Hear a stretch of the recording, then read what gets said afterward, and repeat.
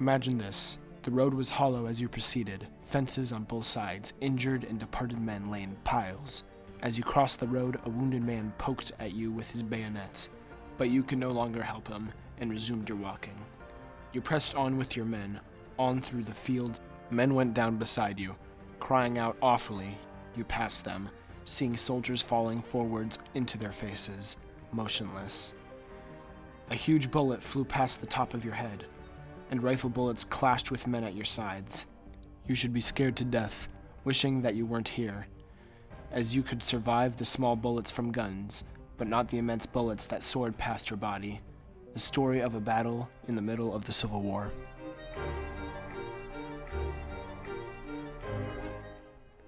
Close your eyes. Visualize a beautiful night sky painting, reaching from your left side to your right. Across the sky, a horizontal arch of blaring lights, intense with white flashes that burn for 20 or 30 seconds, only to dissolve away into the night sky. They are completely opposite to the street lights in the city, contrasting to the night, and each one is miles away, but lights up everything a half-mile out. Every sudden blaze is followed by a strike of thunder from the concealed guns. Other than this light, you can make out a searchlight, oscillating, searching for airplanes that no longer are visible. This was a night scene in the middle of World War I.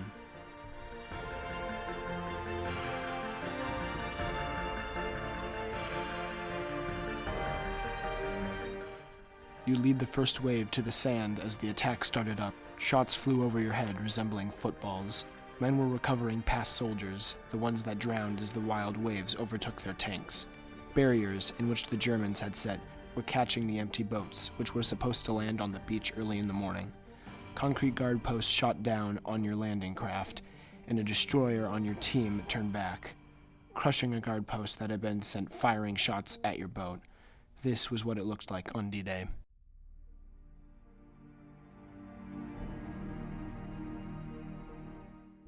Imagine that you were a medic. You mounted a narrow gauge train which would take you into the war zone farther north.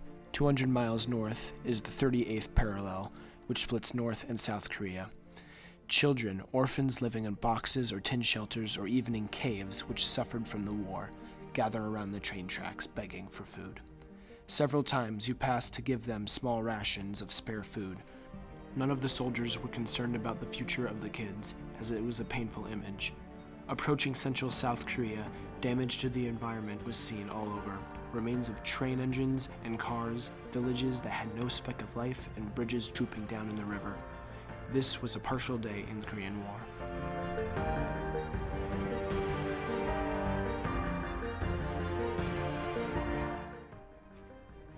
Communists reached the village where you resided, blasting bullets without purpose. They just aimed for their goal to scare the militiamen and send them into panic, where they would fire back and give away their positions. You were told that this would be the first time that the soldiers would be wiped out. Fear clenched at your chest, and you were ready to fight, but not ready to lose your life. Unexpectedly, the rain poured down, and militiamen kept shooting back. The communists left, and you were still worked up about the attack. For a few hours after, you calmed down, hoping that an attack like this would never happen again. A story of the reality of the Vietnam War.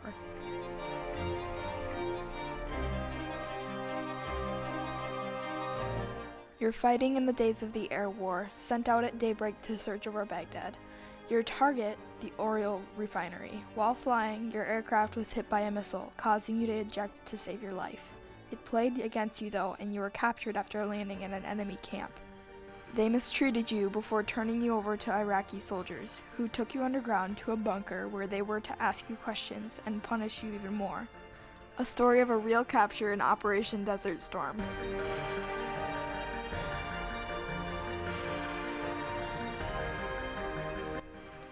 You boldly lead your squad into attack. Inside of a building, an immense opponent with a heavy force just inside. Through gunshot and flashing lights, you were badly injured. You and the remainder of your squad made it back to your units a few days after the start of the small battle and headed out again, fighting gloriously until your life was sadly taken.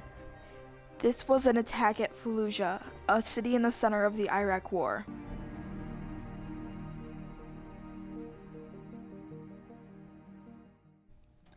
As a head doctor, which is your unconfirmed position, you are met with many challenges. This day, you turn to see a large group of workers around a boy with cloth draped over his head. Removing the cloth, you see a large knife jutting out from the side of his head. Fully conscious, he gives you a look to ask you what you're going to do with him. People spoke to you, explaining that he was the victim in a knife duel, even though he was an onlooker in the event. You could do nothing, as being an unofficial head surgeon was not enough to get you through this. So you sent him away, knowing that an actual surgeon would help this kid recover. This image was a real surgery room in the war in Afghanistan.